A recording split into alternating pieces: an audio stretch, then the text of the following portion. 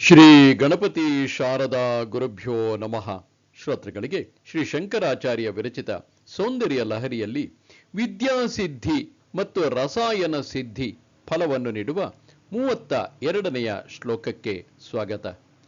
ಶ್ರೀದೇವಿ ಪಂಚಾಕ್ಷರ ಮಂತ್ರದ ಮಹಾಮಹಿಮೆಯನ್ನು ಇಲ್ಲಿ ಹೇಳತೊಡಗಿದ್ದಾರೆ. ಸಮಸ್ತ ಪುರುಷಾರ್ಥ ಸಾಧನೆಯ ತಂತ್ರ ಶ್ರೀವಿದ್ಯಾ ತಂತ್ರವೇ ಆಗಿದೆ. ಇದೇ ಸ್ವತಂತ್ರ ತತ್ವವಾಗಿದೆ.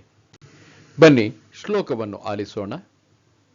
ಶಕ್ತಿ ಕಾಮಃ ಕ್ಷಿತಿರಥರವಿ ಶೀತಕಿರಣ ಸ್ಮರೋಹಂಸಶ್ಚಕ್ರಃ ತದನು ಚ ಪರಮಾರಹರಯಃ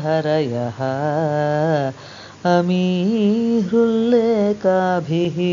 ತಿಸ್ರೂಭಿಃ ಅವಸಾನೇಷು ಘಟಿತ ಭಜಂತೆ ವರ್ಣಸ್ತೆ ತವ ಜನನಿ ನಾಮ ವಯವತಾಂ.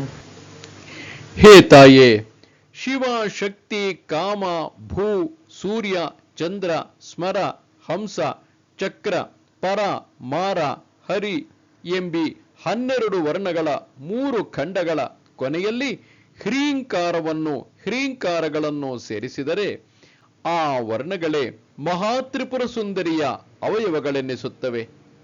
ಇಲ್ಲಿ ಕ, ಎ, ಇ, ಲ ಇವು ಅಗ್ನಿಖಂಡ, ಹ, ಸ, ಕ, ರ, ಲ ಇವು ಸೂರ್ಯಖಂಡ, ಸ, ಕ, ಲ ಇವು ಚಂದ್ರಖಂಡವೆನಿಸಿವೆ. ಶಿವ, ಶಕ್ತಿ ಎಂಬ ಮೇಲೆ ಹೇಳಿದ 12 ಪದಗಳ ಜೊತೆಗೆ 3 ಹ್ರೀಂಕಾರಗಳನ್ನು ಸೇರಿಸಿದರೆ 12 ಮತ್ತು 3 ಒಟ್ಟು ಸೇರಿ 15 ಅಂದರೆ ಪಂಚದಶಾಕ್ಷರಿ ಮಂತ್ರವೆನಿಸುತ್ತದೆ.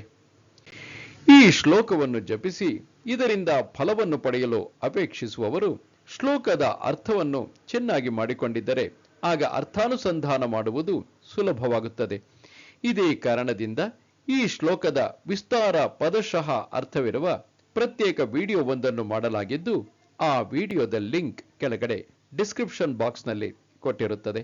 ತಾವು ದಯವಿಟ್ಟು ಅದನ್ನು 10 ಬಾರಿ ಕೇಳುವ ಮೂಲಕ ಅರ್ಥವನ್ನು ಚೆನ್ನಾಗಿ ಮನದಟ್ಟು ಮಾಡಿಕೊಂಡು ಶ್ಲೋಕ ಜಪವನ್ನು ಮಾಡುವಾಗ ಅರ್ಥಾನುಸಂಧಾನ ಮಾಡುತ್ತಾ ಆ ಭಾವವನ್ನು ಮೊಳಗೆ ತುಂಬಿಕೊಂಡಿದ್ದರೆ ಆಗ ಜಪ ಇನ್ನಷ್ಟು ಪರಿಣಾಮಕಾರಿಯಾಗಿಯೂ ಫಲಕಾರಿಯಾಗಿಯೂ ಇರುತ್ತದೆ. ಇನ್ನು ಯಂತ್ರ ವಿಶಿಷ್ಟ ರೂಪದಲ್ಲಿದೆ. ಹಲವು ಸುರುಳಿಗಳಿವೆ, ನೇರ ಗೆರೆಗಳಿವೆ, ಮಧ್ಯದಲ್ಲಿ ಒಂದು ಡೈಮಂಡ್ ಶೇಪ್ನ ಆಕೃತಿ ಇದೆ. ಅದರ ಒಳಗಡೆ ಎಂ ಎಂಬ ಬೀಜಾಕ್ಷರವಿದ್ದು ಅದರ 2 ಬದಿಗಳಲ್ಲಿ ಆಕೃತಿಯಿಂದ ಸ್ವಲ್ಪ ಹೊರಕ್ಕೆ ಎನ್ನಬಹುದು ಅಲ್ಲಿ ಓಂ ಎಂಬ ಬೀಜಾಕ್ಷರವನ್ನು 2 ಬಾರಿ ಬಳಸಲಾಗಿದೆ. ಈ ಯಂತ್ರವನ್ನು ಚಿನ್ನದ ತಗಡಿನಲ್ಲಿ ಬರೆಸಬೇಕು.